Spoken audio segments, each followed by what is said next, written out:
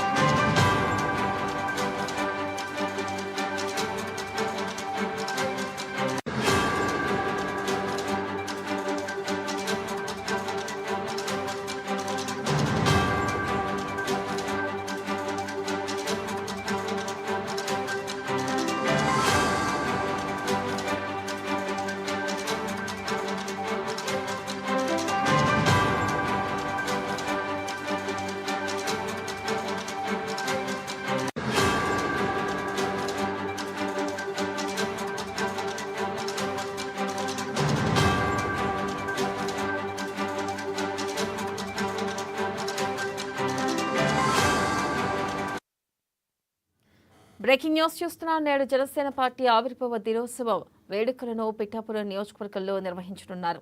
ఇక పిఠాపురం సమీపంలోని చిత్రాల సమీపంలో ఈ సభకు సంబంధించిన ఏర్పాట్లు పూర్తయ్యాయి.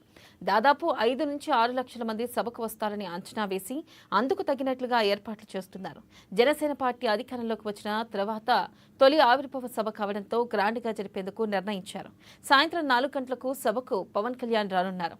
జనసేన సభ కారణంగా పిఠాపురంలో ట్రాఫిక్ ఆంక్షలు విధించారు.